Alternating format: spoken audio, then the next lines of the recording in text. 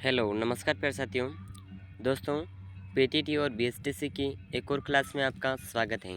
आज के इस क्लास में हम शिक्षण अभिवृत्ति एवं अभिरुचि के कुछ महत्वपूर्ण प्रश्न करने जा रहे हैं और ये प्रश्न राजस्थान की बीएसटीसी और पीटीटी एग्ज़ाम के लिए बहुत ही महत्वपूर्ण प्रश्न हैं और बार बार रिपीट होने वाले प्रश्न हैं। तो दोस्तों, एक भी क्वेश्चन मिस मत करिएगा। तो आज का क्वेश्चन नंबर 51 से शुरू कर रहे हैं। तो क्वेश्चन नंबर 51 है, नैतिक मूल्यों का प्रभावी रूप से विकास किया जा सकता है यदि शिक्षक। तो दोस्तों, शिक्षक क्या करे जिससे नैतिक मूल्यों का प्रभावी रूप से विकास किया जाए? धार्मिक बात करें, स्वयं उन पर आचरण करें, बार बार मूल्यों की बात करें, महान व्यक्तियों की कहानी सुनाएं। तो इनमें से सबसे पहले आवश्यक होगा कि जो व्यक्ति ये बात बता रहा है वो स्वयं उसका आचरण करना चाहिए। नेक्स्ट क्वेश्चन है, किसी परीक्षा की उत्तर पुस्तिकाओं की जांच करते समय आप क्या ध्यान में रखेंगे? तो दोस्तों, मान लीजिए कि आप एक टीचर हैं और आप किसी का एग्ज़ाम, जैसे कि एग्ज़ाम हुआ है और उसकी आप कॉपी चेक कर रहे हैं, तो आप क्या ध्यान में रखेंगे? जो सही समझेंगे उसके अनुसार अंक देंगे, प्रश्नों के विभिन्न पदों के लिए अंक योजना बनाकर उसके अनुसार अंक देंगे, या अंक देने में बड़ा कड़ा रुख अपनाएंगे, या सभी छात्रों को उत्तीर्ण कर देंगे? तो ऑप्शन 2 हमारा सही आंसर होगा। प्रश्नों के विभिन्न पदों के लिए अंक योजना बनाकर उसके अनुसार अंक देंगे। तो दोस्तों, जिस प्रकार पेपर में प्रश्नों का अंक निर्धारित किया गया है उसी प्रकार हम अंक देंगे। नेक्स्ट क्वेश्चन, क्वेश्चन नंबर 3, वह कौन सा सामाजिक कारक है जिसने भारत में परीक्षा सुधारों पर नकारात्मक प्रभाव डाला? तो दोस्तों, ये सामाजिक कारक कौन सा है? ऑप्शन है अप्रभावशाली विश्वविद्यालय प्रशासन, परीक्षा की बोझिल पद्धति, अपर्याप्त कक्ष पद्धति, विद्यार्थियों और अध्यापकों का अनैतिक व्यवहार। तो दोस्तों, ऑप्शन नंबर 4 हमारा सही आंसर होगा, विद्यार्थियों और अध्यापकों का अनैतिक व्यवहार। नेक्स्ट क्वेश्चन, क्वेश्चन नंबर 4, प्रभावी शिक्षण सहायक सामग्री वह है जो रंग बिरंगी तथा आकर्षक हो, सभी छात्रों को दिखाई देती हो, अधिक महंगी हो, या सभी ज्ञानेंद्रियों को सक्रिय करती हो। तो दोस्तों, प्रभावी शिक्षण सहायक सामग्री वही है जो सभी ज्ञानेंद्रियों को प्रभावी सक्रिय करती हैं। क्वेश्चन नंबर 55 है, शिक्षण का एक महत्वपूर्ण चरण नहीं है। तो दोस्तों, इनमें से शिक्षण का एक महत्वपूर्ण चरण कौन सा नहीं है? पूर्व योजना बनाना, शिक्षण सामग्री का संगठन करना, विद्यार्थियों की पृष्ठभूमि को जानना, ट्यूशन के लिए प्रेरित करना। तो 4 नंबर होगा ऑप्शन सही आंसर, ट्यूशन के लिए प्रेरित करना।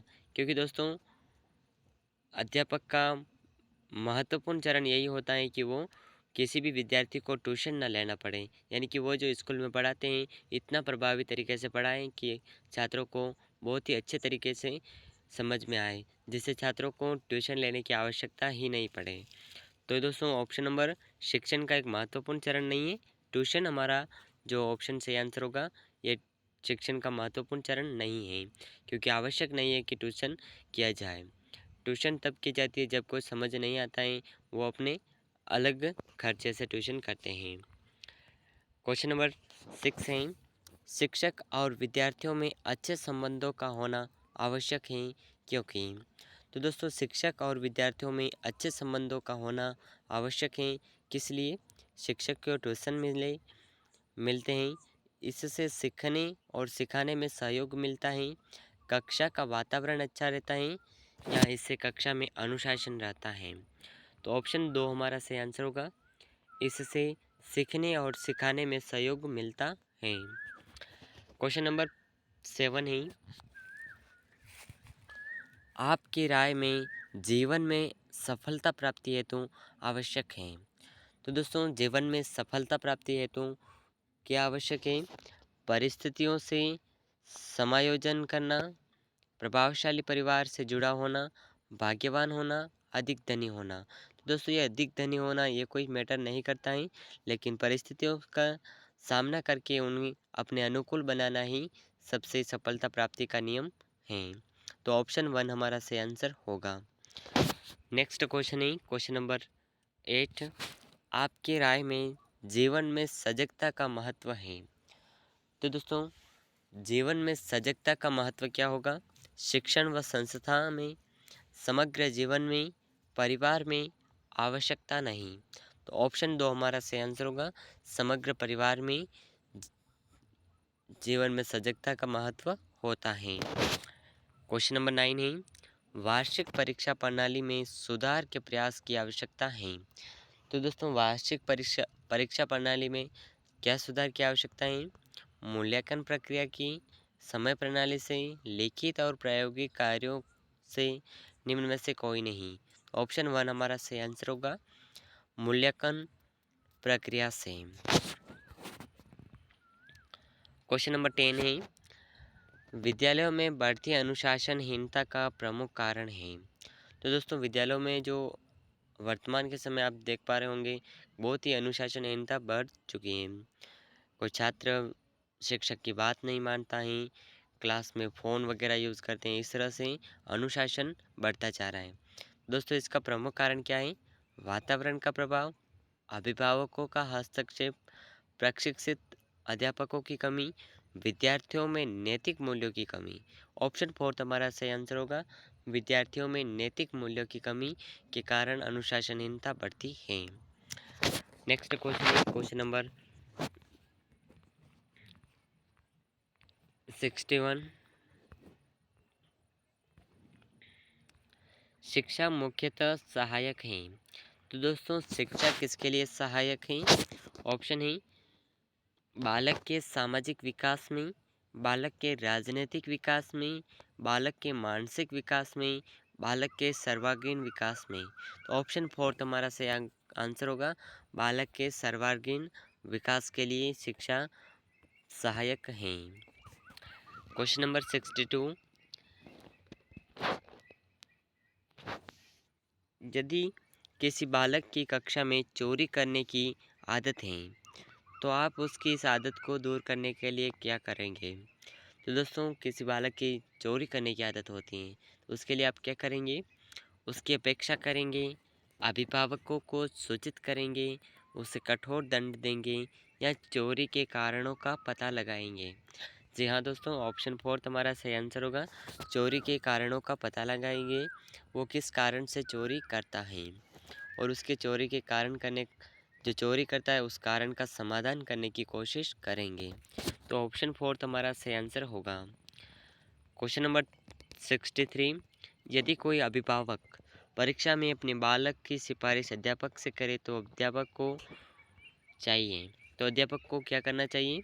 उसकी सहायता करनी चाहिए, उससे कहें कि वह फिर कभी ऐसा न करें, नम्रता तथा दृढ़ता से ऐसा करने के लिए मना करते हैं। तो ऑप्शन नंबर 3 हमारा सही आंसर होगा। उस अभिभावक को मना कर दें कि अगर छात्र नहीं पढ़ता है तो उसके नंबर कम आने की संभावना रहती है, इसमें हम कुछ नहीं कर सकते हैं। ऑप्शन है ऑप्शन नंबर 64। वर्षा के कारण कक्षा में छात्रों की उपस्थिति कम है, तब आप क्या करेंगे दोस्तों? अन्य विषय पढ़ाएंगे, वर्षा का आनंद उठाएंगे, जितने छात्र हैं उन्हें अपना विषय पढ़ाएंगे या छात्रों को सामान्य ज्ञान की बातें बताएंगे। तो यहाँ पर हमारा सही आंसर होगा जितने छात्र हैं उन्हें पढ़ाएंगे, क्योंकि जो नहीं आए उन्हें पढ़ना नहीं है इसीलिए वो आए नहीं। क्वेश्चन नंबर 65 है एक उत्तम शैक्षिक कार्यक्रम के अनुरूप होता है। तो दोस्तों एक उत्तम शैक्षिक कार्यक्रम किसके अनुरूप होता है? पाठ्यक्रम, विद्यालय की आवश्यकता, विद्यार्थी की आवश्यकता, विद्यार्थी एवं समाज की आवश्यकता। तो ऑप्शन 4 तुम्हारा सही आंसर होगा। विद्यार्थी एवं समाज की आवश्यकता। Question number 66। आपके मतानुसार आधुनिक जीवन में शिक्षा को माना जाता है। तो दोस्तों आधुनिक जीवन में शिक्षा को क्या माना जाता है? ऑप्शन ए व्यावसायिक विवेक उत्पन्न करने का साधन, चेतना उत्पन्न करने का साधन, मोक्ष प्राप्ति का साधन, व्यक्तित्व निर्माण का साधन। ऑप्शन फोर्थ हमारा सही आंसर होगा व्यक्तित्व निर्माण का साधन।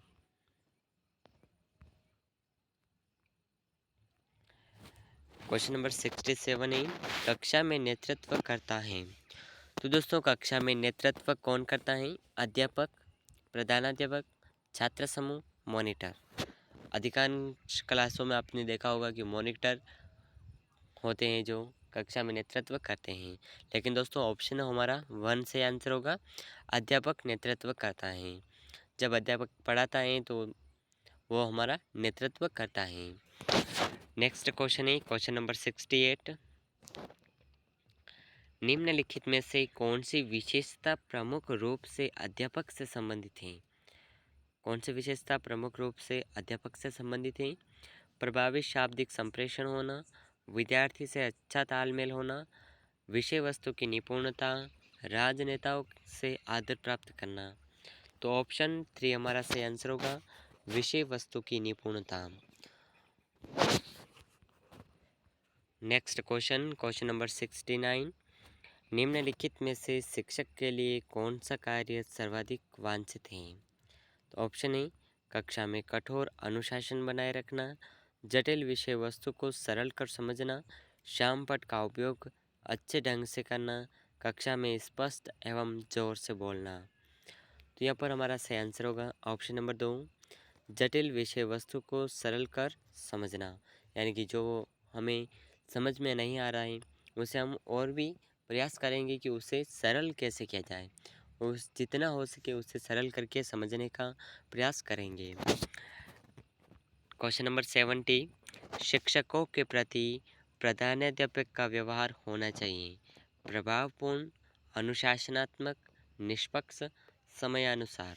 तो ऑप्शन नंबर 3 हमारा सही आंसर होगा एक प्रधानाध्यापक का व्यवहार जो है निष्पक्ष होना चाहिए। किसी भी टीचर के लिए सभी टीचरों को समान रूप से देखना चाहिए, अगर गलती है तो वो किसी का भी पक्ष ना लें। तो निष्पक्ष रूप से होना चाहिए इसका व्यवहार। तो दोस्तों ऑप्शन 3 हमारा सही आंसर है। और दोस्तों उम्मीद करते हैं कि ये क्वेश्चन आपको अच्छे तरीके से याद हो गए होंगे। और दोस्तों अगर आप चैनल पर नए हैं तो चैनल को सब्सक्राइब कर लीजिएगा, और वीडियो को लाइक नहीं किया है तो वीडियो को एक लाइक ज़रूर कर दीजिएगा।